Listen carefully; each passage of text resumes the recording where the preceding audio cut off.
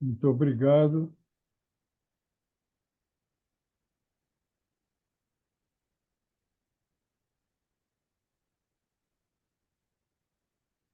Todos veem? Sim, eu estou vendo Então, Sim, dá para ver estão sim, me, tá ótimo. estão me escutando bem? também. Também. Tá bom, então. Bom, vamos. Estamos aqui reunidos para estudar, sempre agradecendo a Jesus a oportunidade de trabalho e de estudo, com o objetivo de nos qualificarmos para melhor servi-lo, né? Então, hoje nós vamos conversar sobre o capítulo 18, itens 1 a 9. O título do capítulo é Muitos os chamados, poucos os escolhidos. Vamos falar a respeito de parábola, do festim de bodas, a porta estreita. Nem todos os que dizem Senhor, Senhor entrarão no reino dos céus.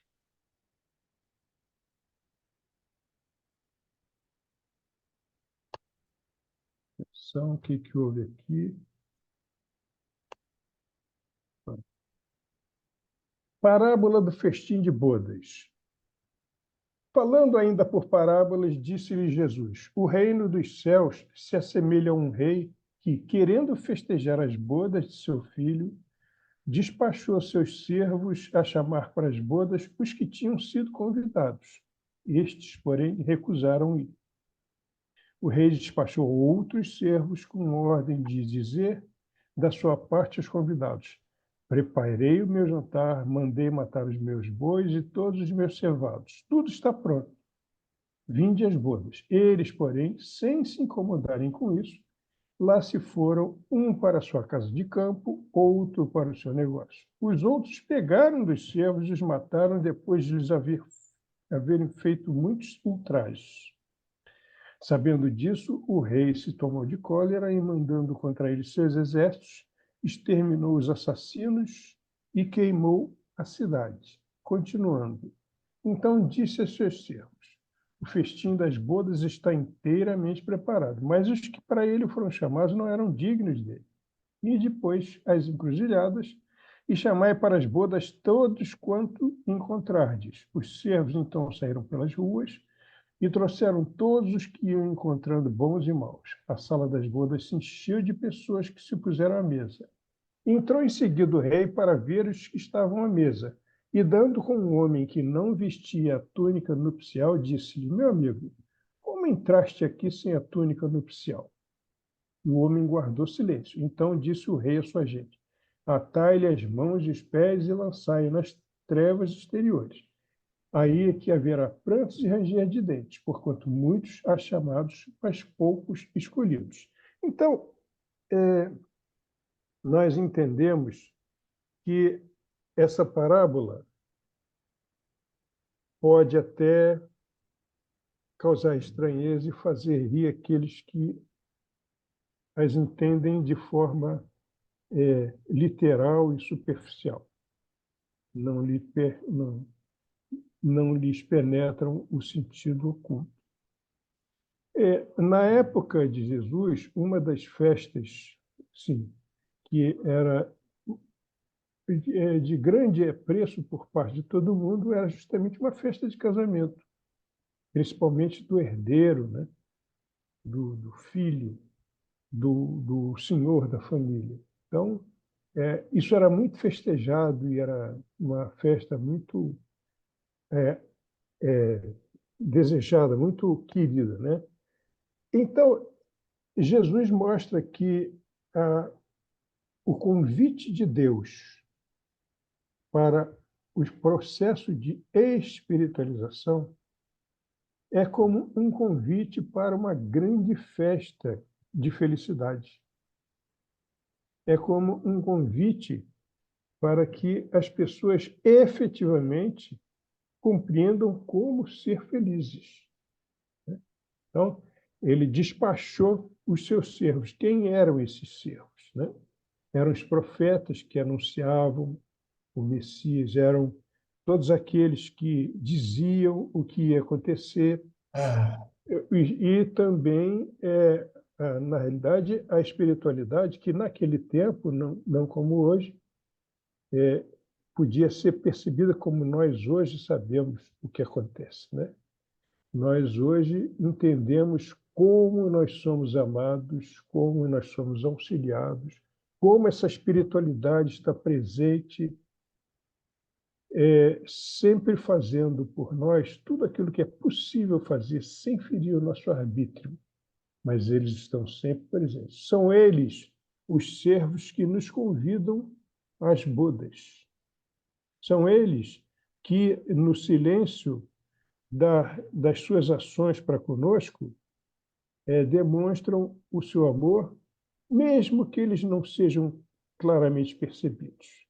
Então, da nossa parte, o que nós precisamos é entender como, com as nossas atitudes, como, observando as lições evangélicas, nós nos pomos em sintonia com essa fonte de ajuda, de convite ao trabalho e de convite ao festim de bodas, que é a espiritualidade daquele que já venceu os seus escolhos, já fez o que tinha que fazer, já se livrou das suas obrigações e dívidas e foi, vamos dizer assim, para estar junto daqueles que seguiram o mesmo caminho anteriormente, né? Aqui ele mostra nessa parábola que vários são os convites feitos. Muitos são os chamados, né? O chamado é constante. Mas aí a gente se pergunta, mas eu ouço esse chamado é presente, eu sinto no meu coração esse chamado? Na verdade, você também tem que se pôr em... Você tem que ser eletivo a que lhe seja feito esse convite. Você tem que se sensibilizar a esse chamado. O chamado existe. Basta olhar para a natureza, para a vida, né? O Armando na prece estava falando do nosso planeta. Nosso planeta tem que ser muito amado. É a nossa casa, é a casa que Deus nos deu para que nós possamos crescer, para que nós possamos evoluir, né? Então, nós precisamos defender esse planeta dessas agressões que estão sendo feitas. Essa é uma das bandeiras, aliás, do movimento espírita, que é a preservação do meio ambiente, né? Então, os servos foram às ruas para convidar para as bodas, mas a primeira turma, que é aquela que foi primeiro convidada, não compareceu. Ele despachou novamente os servos, pediu para que se falasse que está tudo pronto para o festim, mas esses que ouviram o convite não só não o atenderam, como ainda maltrataram aqueles que foram despachados para fazer esse convite. Inclusive, ele fala aqui que os servos foram maltratados e muitos deles perderam a vida. Então, nós procuramos atualizar essas impressões a ver se não é realmente assim. Nós somos objeto de constantes chamamentos para esse festim. Muitos de nós, eu estou falando de nós porque nós somos uma humanidade, somos todos irmãos, e mesmo aqueles que erram, que falham, devemos considerá-los irmãos. E muitos desses não só não atendem ao chamado, como ainda, defendendo seus próprios interesses, acabam agredindo aqueles que convidam para essa festa, né? E aqui ele fala de uma forma muito talvez pesada, da reação de Deus a, a essa recusa desse convite, né? E a maneira como maltrataram os seus filhos. O que é isso? Na realidade, nós sabemos perfeitamente bem que é um absurdo se imaginar a figura de um criador vingativo, criador que pune dessa maneira, né? Então, na antiga religiosidade que nós professávamos, nós entendíamos as coisas como castigo dos céus, castigo de Deus. Nós sabemos que Deus não castiga ninguém. Nós já temos maturidade espiritual suficiente para compreender que todos esses reveses, todo esse sofrimento é uma consequência direta dos nossos próprios atos. Então, aquela matança e queimar a cidade, todas essas coisas, esses são os flagelos que são resultados justamente das ações que essas criaturas faziam contra esse convite geral que era para o festim de bodas, né?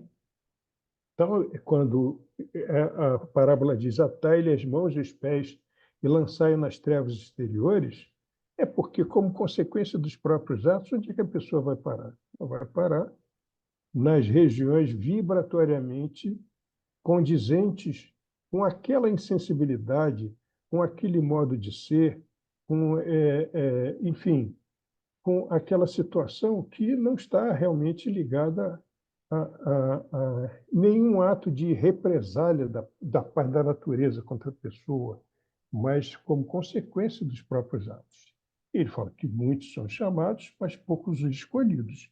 Chamados nós somos constantemente. Não nos falta um convite.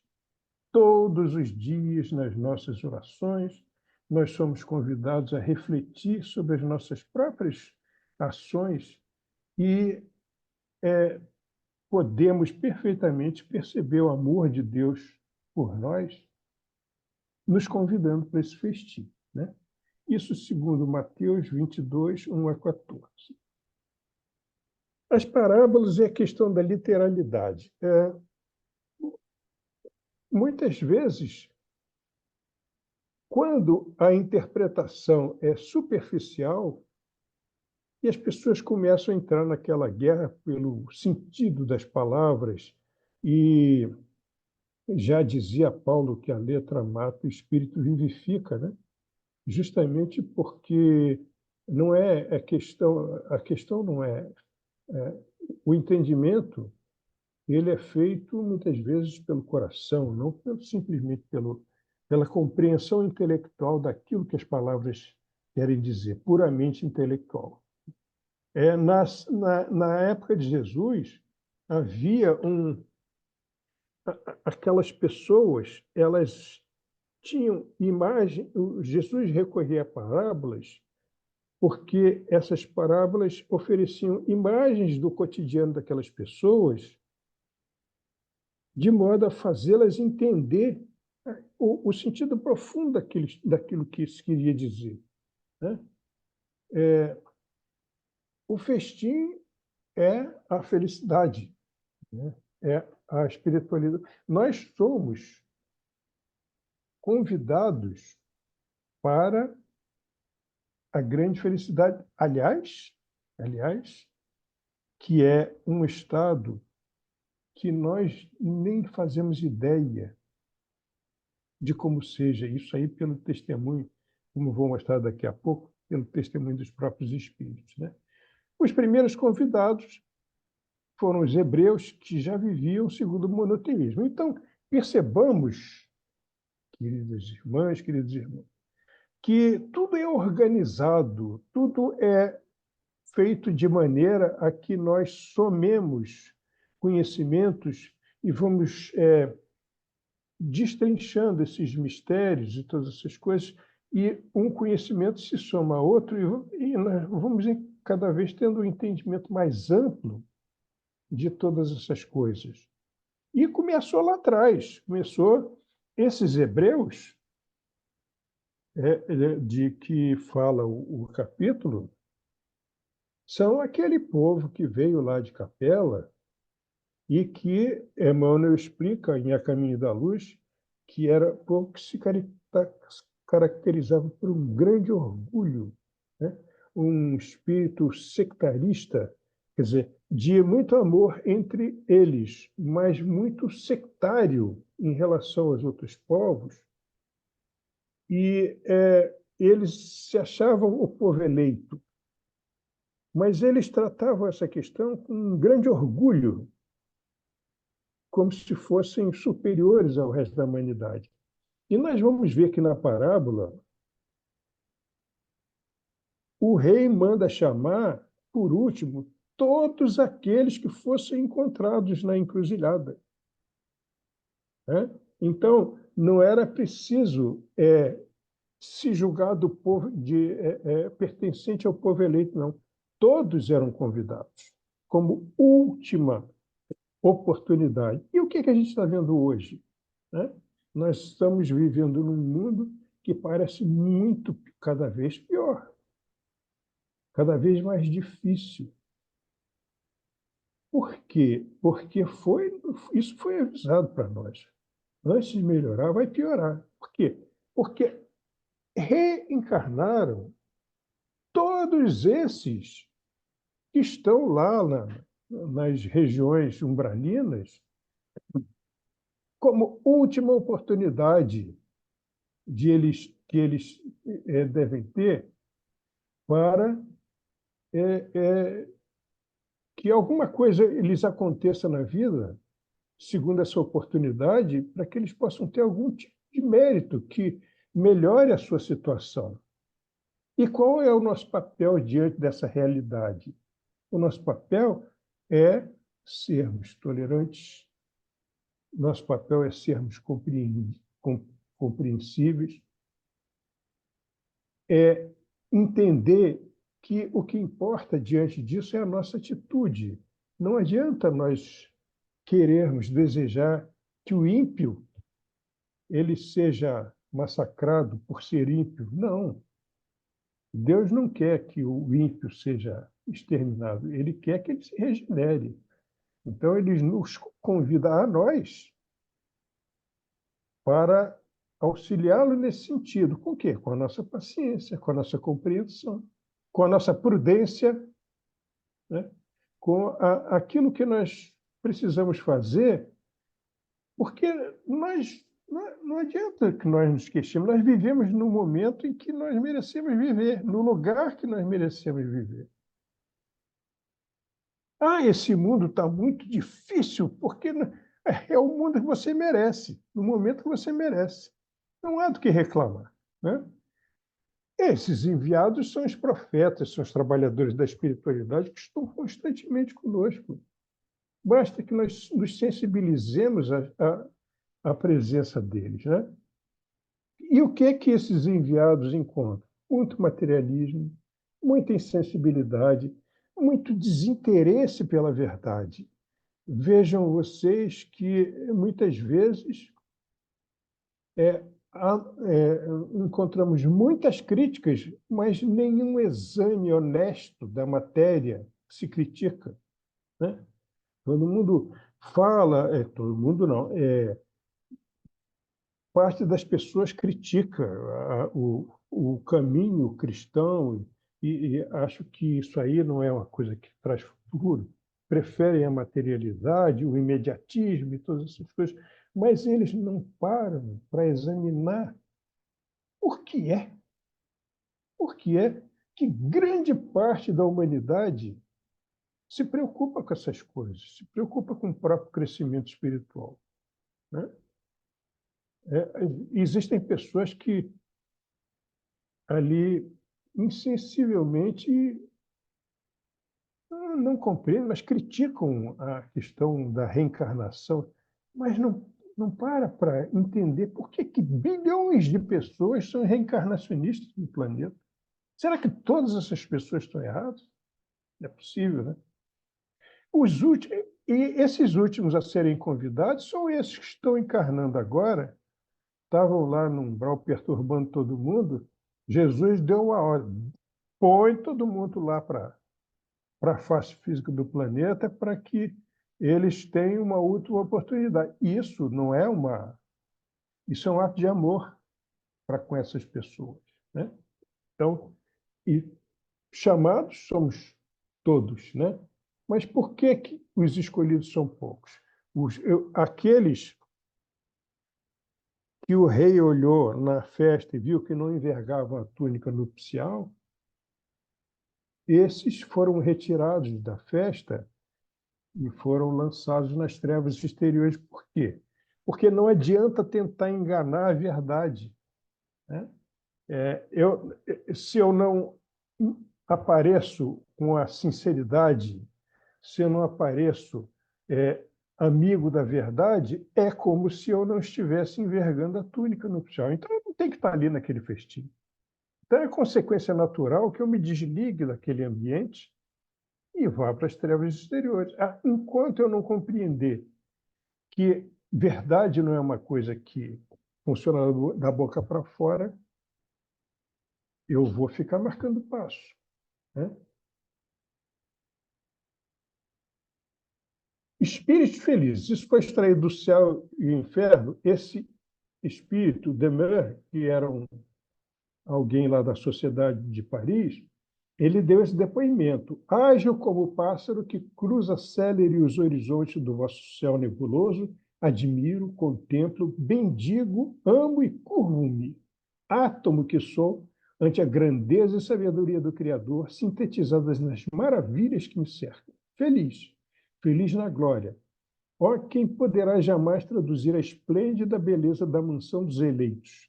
Os céus, os mundos, os sóis e seu concurso na harmonia do universo. Então, nós, na nossa idade espiritual, encarnados nesse planeta de provas e expiações, nós não fazemos ideia da felicidade que nos espera.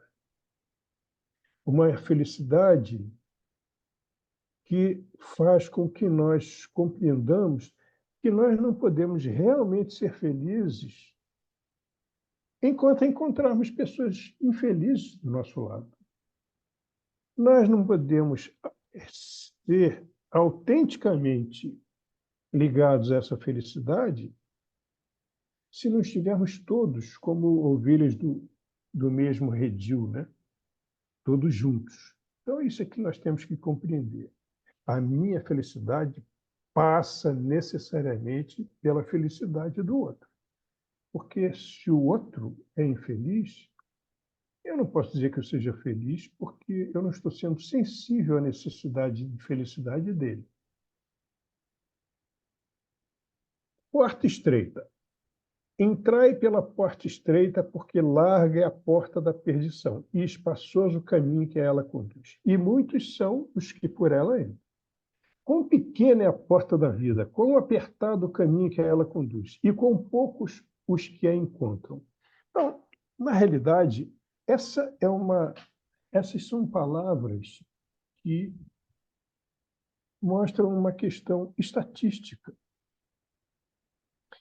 É preciso que a gente tenha um certo cuidado, talvez no nosso caso desnecessário, mas para entender que o ambiente que nos cerca não é toda a realidade da vida.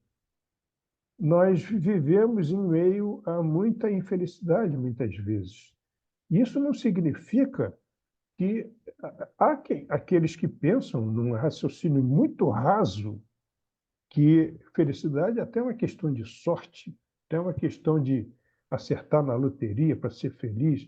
E essas coisas, quando falam de relacionamento amoroso, então, são de uma infantilidade terrível, né?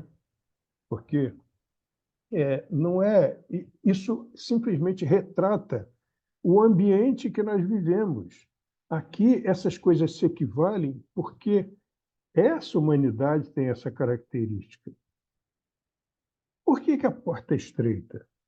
Porque o esforço para vencer a viciosidade, vencer os velhos hábitos, tem que ser necessariamente grande.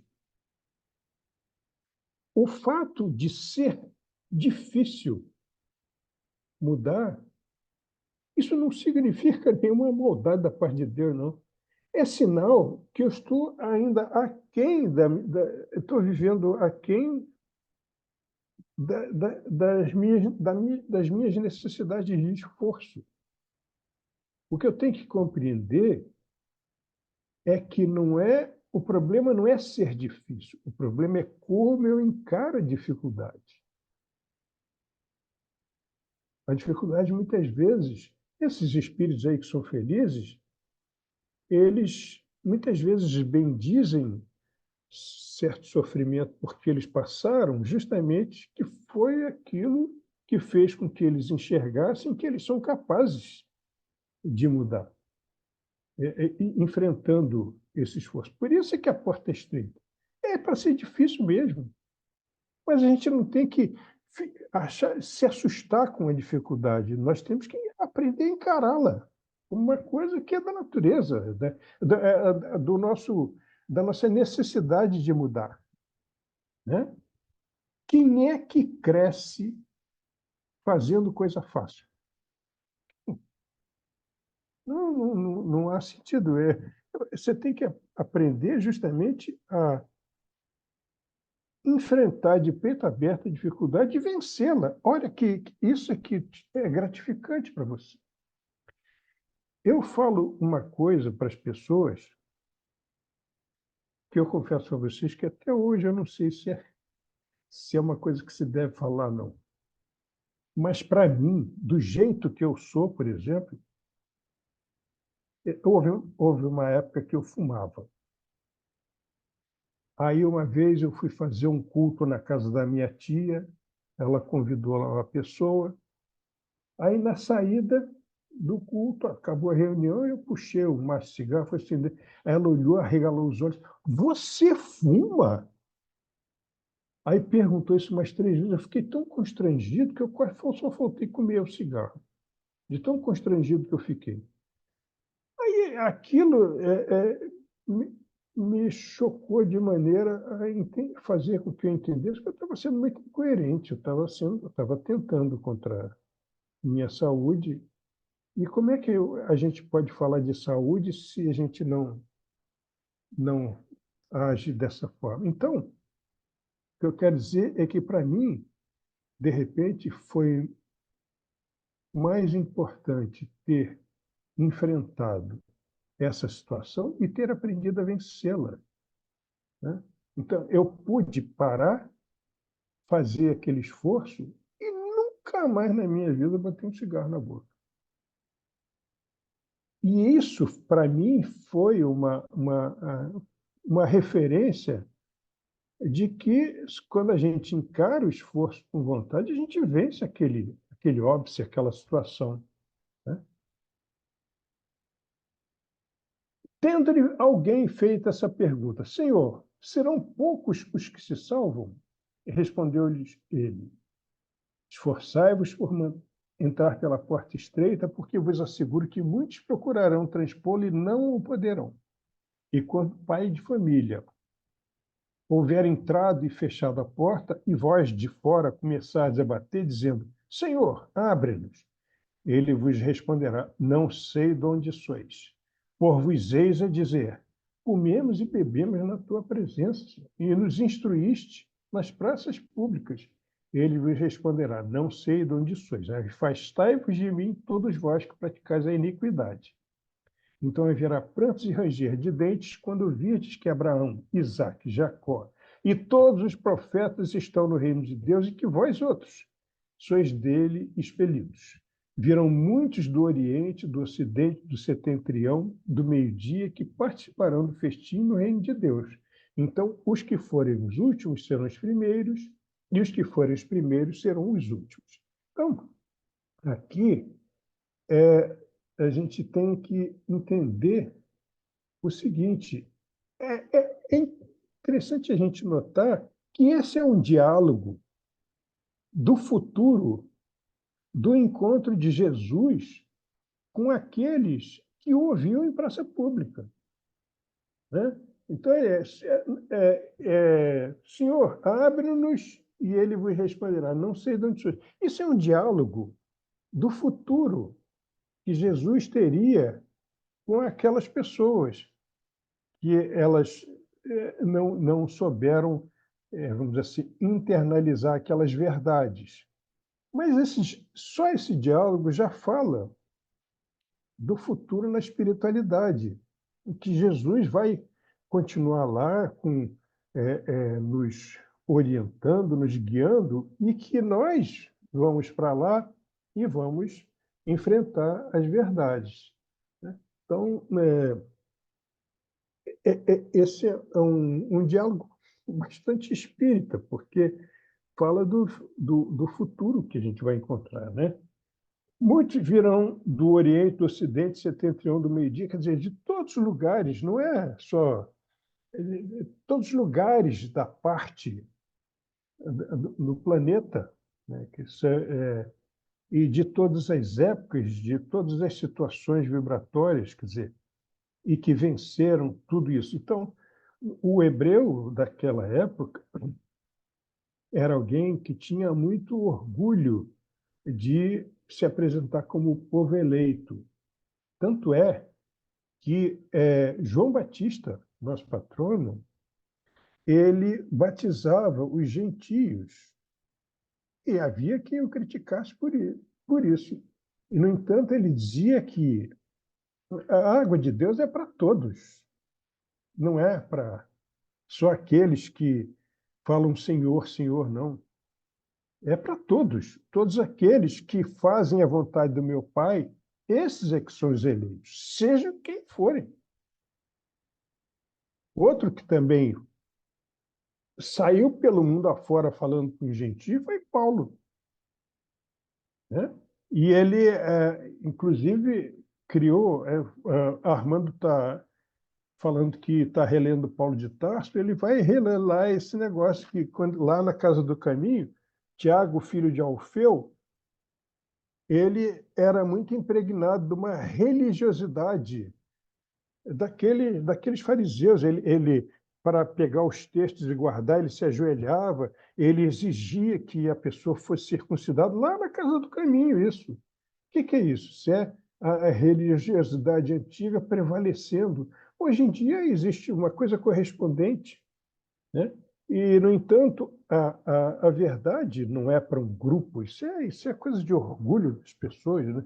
A verdade é para os filhos de Deus, todos. A nossa humanidade não é só esse mundo de pessoas aqui que tem a, os mesmos problemas. A humanidade é universal, a gente vai ver isso, né?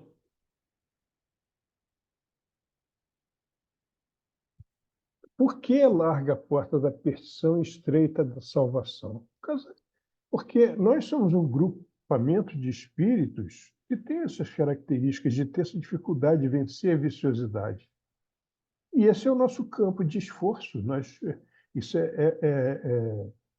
nós enfrentamos essas dificuldades para vencê-las. Nós somos um pequeno povo nessa poeirinha aqui, que é a Terra, né? Diante do universo, e temos características, as mesmas características, nós temos os mesmos problemas.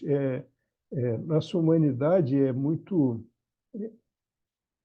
cheia de pessoas muito orgulhosas e que têm uma dificuldade de pesquisar sobre a verdade. São características, mas isso não significa que a humanidade universal seja do mesmo jeito. Aí para fora é completamente diferente do que é aqui. Então a gente tem que considerar isso também. Aqui vocês veem que alguns religiosos, sem querer criticar ninguém, acham que o mal compete com o bem, como se fosse uma coisa de igualar as forças. Não, isso é uma característica dessa humanidade, porque é a humanidade que é um grupamento espiritual ainda tem que aprender a ser mais forte diante dessas coisas. Mas o bem é o bem, é o equilíbrio de todas essas coisas depende do bem. O mal é uma teimosia, né, das pessoas não se esforçarem para mudar. Nós temos os objetivos da encarnação, que são muito claros, de evolução de uma maneira geral, de redenção e de contribuição. Cada um de nós tem que fazer a sua própria parte. A unicidade da existência e isso aqui não seria justo se só existisse uma existência, né? E para isso cada um tem que se esforçar. Nem todos os que dizem Senhor, Senhor entrarão no reino dos céus. Nem todos os que dizem entrarão no reino dos céus, apenas entrará aquele que faz a vontade do meu Pai que está nos céus. Muitos nesse dia me dirão: Senhor, Senhor, não profetizamos em teu nome, não expulsamos em teu nome o demônio, não fizemos muitos milagres em teu nome? E eu então lhes direi em altas vozes: afastai-vos de mim, vós que fazeis obra de iniquidade. Então, isso aqui é a continuação do diálogo posterior de Jesus com essas pessoas que vão desencarnar, vão se encontrar numa situação adversa. Mas eu fazia tanta coisa ali, eu era caridoso, eu fazia aquilo, eu curava doente, eu fazia. Não, quer dizer, o esforço do bem é algo que tem que ser constante e tem que ser profundo e verdadeiro, né? Não é aquele que acha que pode enganar com as palavras, esse se equipara àquele que não envergava a túnica nupcial lá no festim de bodas. Então foi retirado da festa. Porque vibratoriamente ele não poderia estar naquele ambiente. Então ele mesmo se, se isola daquele ambiente benéfico porque ele não combina com aquele ambiente, porque ele não chegou realmente a conhecer a verdade. Aquele, pois, que ouve essas minhas palavras e as pratica, será comparado a um homem prudente que construiu sobre rocha a sua casa. Mas aquele que ouve essas minhas palavras e não as pratica, se assemelha a um homem insensato que construiu sua casa na areia. Quando a chuva caiu, os rios transbordaram e os ventos sopraram e a vieram açoitar. Ela foi derribada, grande foi a sua ruína. Então, isso, quer dizer, nós estudamos, mas a minha convicção é baseada na seriedade dos meus estudos. Quer dizer, muitas vezes você pode ficar repetindo um monte de palavras, decorar trechos, esse negócio todo, mas e as ações do bem, né? Se as nossas ações não combinam com aquilo que nós achamos ser verdade, é como se nós estivéssemos edificando a nossa construção na areia. Aquilo, na primeira oportunidade, vai ruir, porque não é fundamentada no esforço, né? Jesus, quando lá no episódio que ele foi questionado pelos aprendizes e pelos herodianos para tentá-lo sobre a questão do tributo que se pagava a César, eles disseram: mestre, tu que és veraz, que ensinas o caminho de Deus pela verdade, né? Então, e que não consideras as pessoas pela aparência delas, pelo que elas são, ele pergunta: diz-nos, é lícito pagar a César o tributo? Aí o que Jesus falou para ele? Hipócritas, por que me tentais? Quando Jesus fala que eles são hipócritas, não está fazendo depreciando, menosprezando, não. Hipócrita é aquele que conhece a verdade e não a segue. Eles tinham acabado de dizer que Jesus era veraz e ensinava o caminho de Deus pela verdade. Se eles consideram isso, como é que eles vão testar Jesus quanto a determinadas questões? Então, correspondentemente, muitas vezes, nós temos que tomar cuidado para não fazer as mesmas coisas.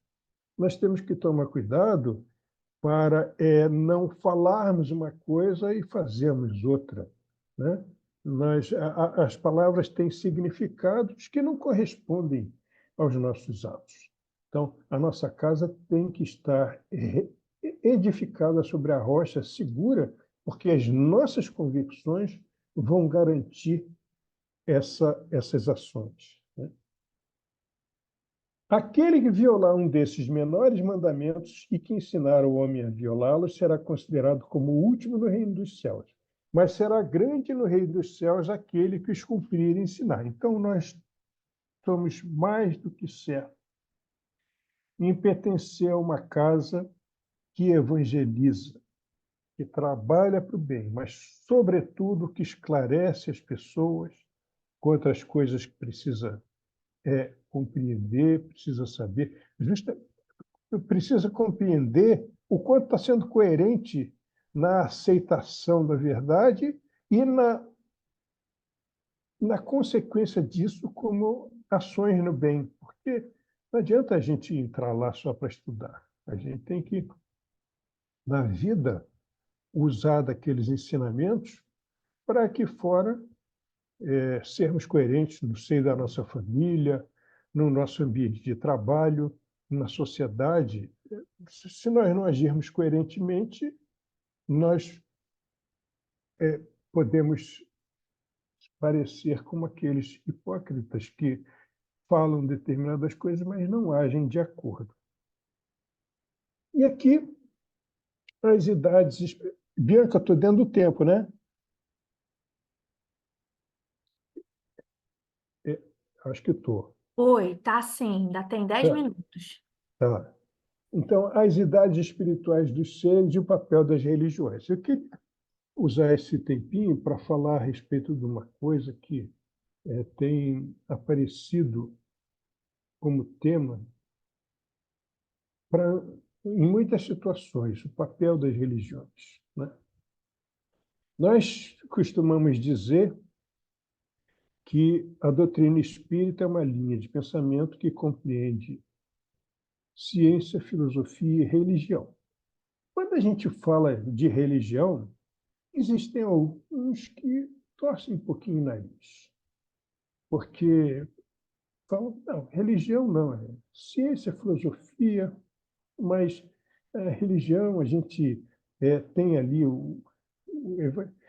Na realidade, nós vamos entender que o homem tem a intuição de um caminho a seguir na busca de Deus.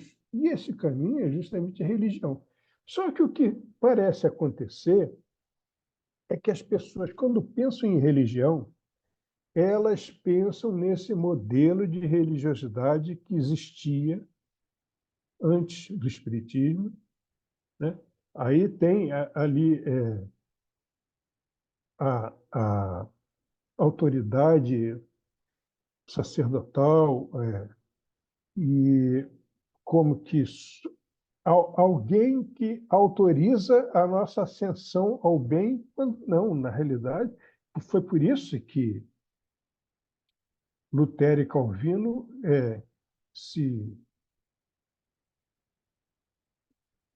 se não é revoltaram, mas eles se indispuseram contra essa dominação, porque o homem tem que ter autonomia para buscar o seu caminho, né?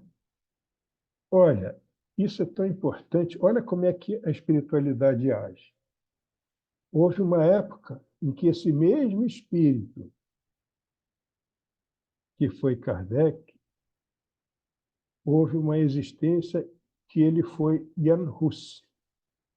E como Jan Hus, ele foi estudar com um inglês chamado John Wycliffe, que foi o precursor do protestantismo.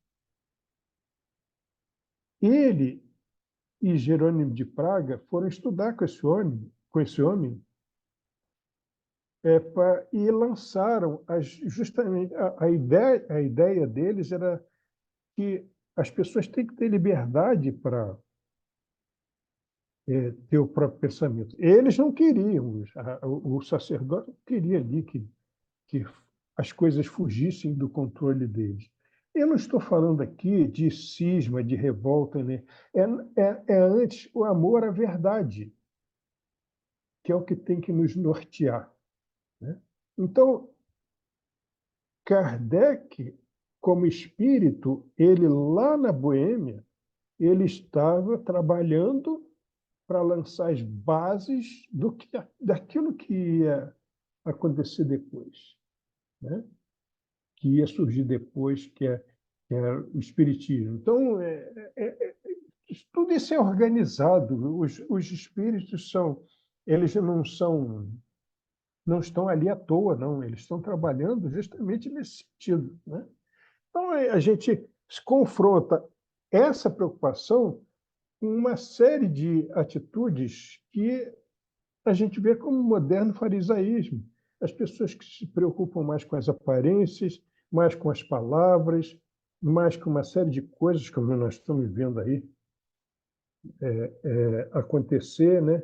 Porque o materialismo recrudescendo, né? As pessoas buscando um caminho fácil de satisfação, criticando uma série de coisas, série de aspectos que, na verdade, buscam simplesmente, justamente a liberdade, né? Então, nós temos que ser coerentes, nós temos que ser em relação à verdade. Não adianta. Por isso que é muito importante que nós estudemos, que isso gera um campo de reflexão a respeito dessas coisas para saber como é que eu estou em relação a isso, né? Como é que eu ajo em relação a essas coisas? Eu ajo dessa maneira mesmo? Eu sei que é certo ser bom, eu sei que é certo amar o próximo, mas eu amo o próximo? Aí você para e pensa, mas, né, eu tenho certa dificuldade nesse sentido. Eu acho que eu sou assim. Tudo bem, você está se falando a verdade. Aí você encontra um campo para trabalhar em ações do bem, em que você está exercitando uma série de atitudes que vão levar você a aprender a amar. Porque você está sendo coerente com aquela verdade que você acredita. É o seu campo de trabalho, né? Então, assim a gente desperta para a verdadeira vida, assim a gente compreende esse convite constantemente repetido para nós, de nós participarmos do festim de bodas, para o qual nós fomos convidados, e, na medida em que nós atendemos a esse chamado, nós despertamos a nossa consciência, aumenta a nossa responsabilidade, porque um dos objetivos da nossa existência é contribuir para a obra da vida. Deus nos convida para esse festim e o ingresso é o nosso trabalho no bem. Então, tudo se enquadra, tudo se encaixa. Basta que eu compreenda isso e sacuda de mim essa poeira de iniquidade, de egoísmo, de vaidade, e trilhe diretamente o caminho do bem. Então, eu vou passar a palavra agora para o seu Armando, que dirige a nossa reunião, e agradecer a atenção de vocês. Muito obrigado. Olha o som, Armando.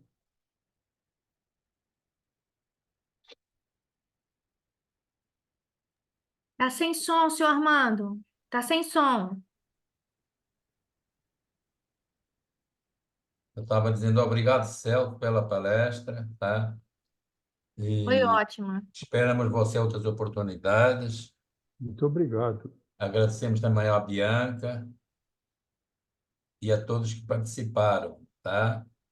Então, agora vamos elevar mais uma vez, possamos ficar conectados com aquela salinha mágica que tem lá no CEAS, que é a sala de passes que nós chamamos, que nós estamos aqui Mas lá tem os trabalhadores espirituais que estão atentos lá e estão atendendo os nossos irmãos que chegam lá.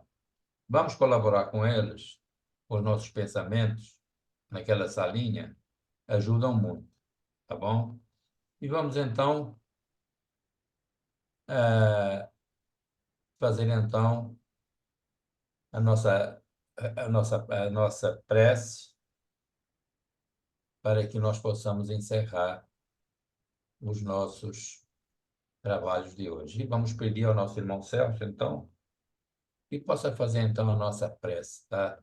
De agradecimento, tá? Por favor, envolvendo todos os sofredores, atingidos pelas guerras, pelas enchentes, enfim.